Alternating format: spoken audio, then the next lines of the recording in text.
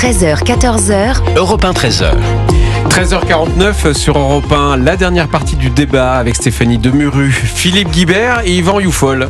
Messieurs, alors vous étiez partis un petit peu dans le débat des retraites, hein. Ça c'est une ligne rouge du Parti Socialiste, mais on va quand même un petit peu parler les quelques minutes qui nous restent des Républicains, et notamment d'un homme qui prend de plus en plus d'importance, hein, Bruno Retailleau, Yvan Youfol. On a vu cette interview dans les colonnes du journal du dimanche. C'est le patron, quoi.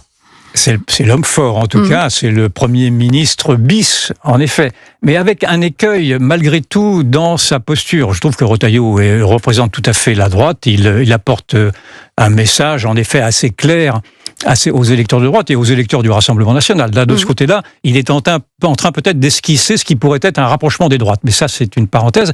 Mais je vois tout de même l'écueil dans la contrainte des calendriers. C'est-à-dire que Retailleau a essayé de faire comprendre qu'il ne serait pas l'homme du verbe, qu'il serait l'homme de l'action. Or, par définition, dans son premier mandat, qui a duré quelques semaines, il n'a pas pu naturellement passer à l'acte, puisque par la force des choses, il n'a pas eu le temps. Et je vois qu'il parle beaucoup, singulièrement dans le journal du dimanche, où il y avait encore 3 ou 4 pages, et j'ai peur qu'il ne tombe là dans les travers de ses prédécesseurs, c'est-à-dire de penser que la parole serait une parole magique, et son rôle serait simplement que de désigner les difficultés pour que celle-ci s'estompe. Or, naturellement, ce n'est pas vrai. Et j'ai peur de ceci. C'est me faire défendre Bruno Retailleau.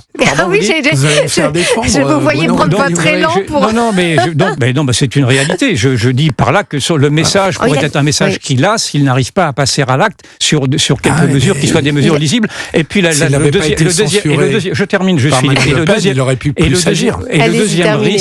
Et le deuxième risque, c'est précisément de s'embarquer sur le Titanic et de couler avec lui. Or, là aussi, il rejoint malgré tout une équipe faite de briques et de brocs, de losers, comme je l'ai dit tout à l'heure, et lui-même d'ailleurs fait partie des losers, puisque son parti n'a fait que 5%, ou en tout cas à 37 députés, je crois, ou non, ou 47, pardon, je me trompe, les 37 c'est pour les socialistes, et enfin donc voilà, donc il y a au moins deux écueils naturellement je pense qu'il les a analysés bien plus que moi, bien entendu, mais peut-être prend-il le risque malgré tout à tirer son épingle du jeu, de se décrédibiliser. Je le dis d'autant plus que Wauquiez lui-même n'a pas voulu prendre ce risque-là. Alors peut-être que Wauquiez est moins courageux, ou peut-être est-il il est moins lisible dans l'opinion publique.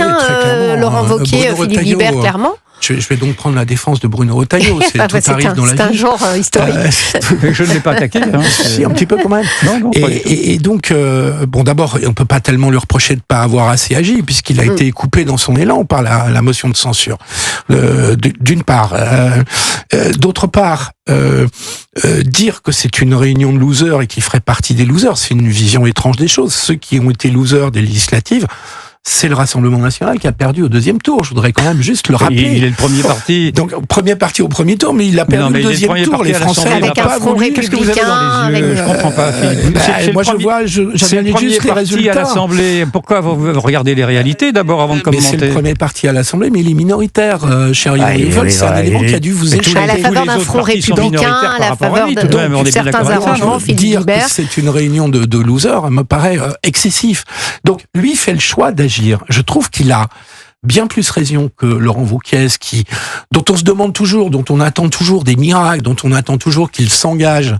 Et finalement, au dernier moment, Laurent Wauquiez vous dit toujours, je n'ai pas obtenu toutes les garanties, mais si vous voulez agir, si vous voulez être ministre, si vous voulez agir sur le quotidien des Français pour la France, si vous attendez d'avoir toutes les garanties, même quand vous êtes président de la République, il a peut-être la tête sur 2027. Peut-être. Non mais Philippe Guibert, on dit la même chose. Personne ne l'attend pour 2027. Je trouve que Retailleau a ce mérite de mouiller la chemise et de prendre sa part de risque. Vous m'apportez une contradiction qui n'en est pas une. Je vous dis la même chose. Si je peux terminer ma phrase juste, Yvan Youfol. Je trouve que Retailleau, comme d'autres, a raison de s'engager, parce que ce qui se joue aujourd'hui, c'est d'avoir un gouvernement, c'est d'avoir un budget, c'est d'avoir une action publique. Et c'est de penser à aujourd'hui et pas de penser à demain voire à 2027. Non, mais merci je suis messieurs, d'accord avec vous, merci.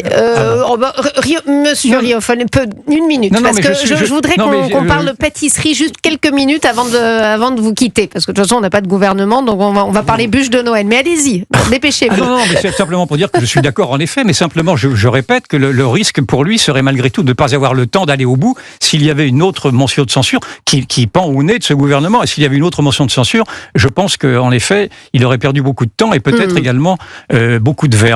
Merci Philippe Guibert, merci Yvan Merci à vous. Riofol.